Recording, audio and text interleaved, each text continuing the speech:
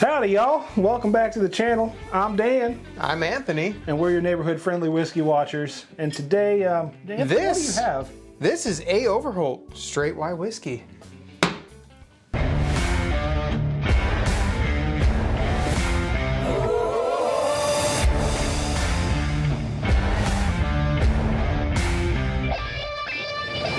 A. Overholt Straight Rye Whiskey coming from Beam.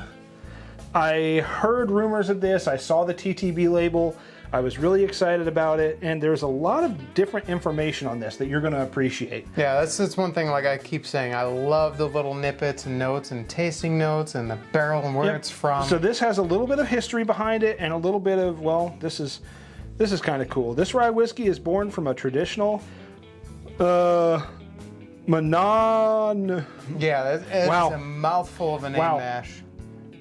Monongahela mash. We're gonna go with mash. Yep.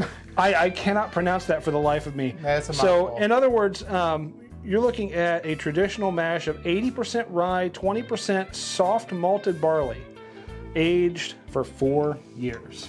Okay, just a 4-year. So a 4-year rye whiskey coming in at 47.5% ABV or 95 proof for your face piece. Pause for plastic noises.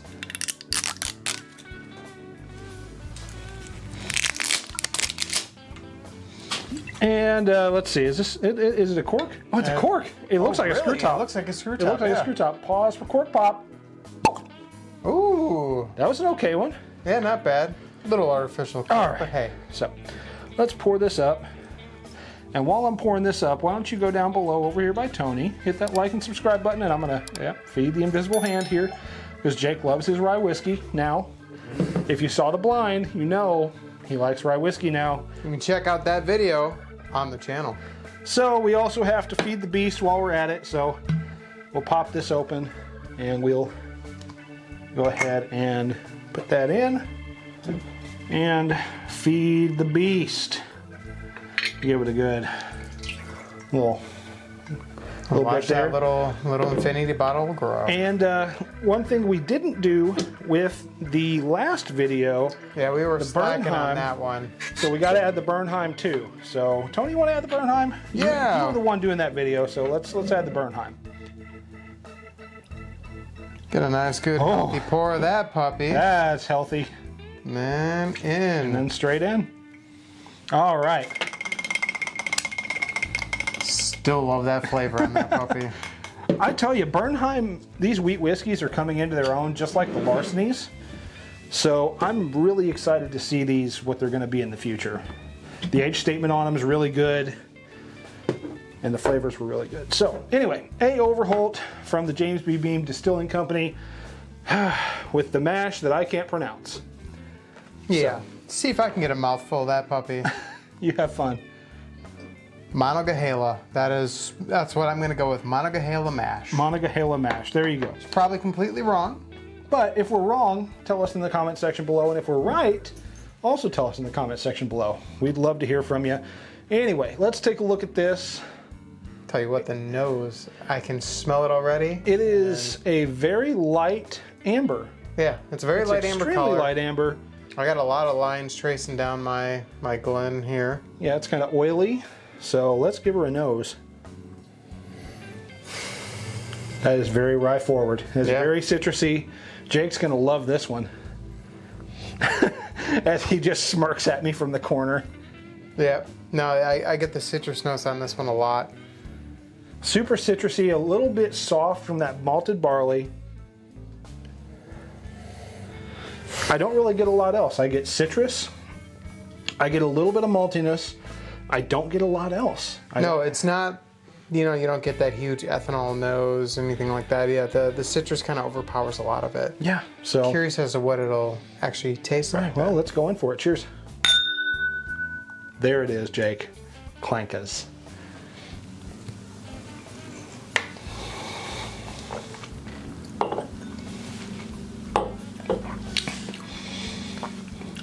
The taste of almost nothing. Yeah. As a Jake enthusiast of a non-rye drinker, that is extremely approachable. Okay. because there's not much to it. You get like a hint of maybe some kind of citrus. I get a little bit of citrus, but I get a lot of sweetness. Yeah, it's sweet, but there's like an orange peel or a lemon peel. Kind of walk down the street. That's about it. Yeah. It's not overpowered. I get straight up honeysuckle vibes from this. Honeysuckle. I've never eaten a honeysuckle. Granted, I have been smelling them while going out on walks down here. Oh man, I get a honeysuckle vibe from this. That's actually surprisingly better than I thought it was going to be. Yeah, no, this is, when you were saying rye whiskeys, some of them kind of scare me away. I just haven't really been into the little extra added spice. Usually that kind of goes with a lot of them. This is so super approachable. It kind of reminds me of some of the hard truth ones we've done back in the day. So on the label, it's a very friendly rye. It's made of 20% soft malted barley, and it says for balance.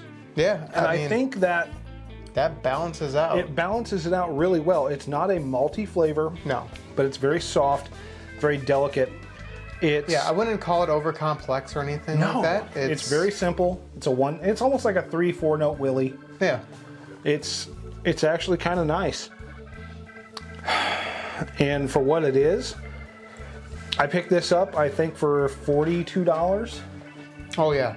That's an easy one. Yeah, I definitely need to have this in my life.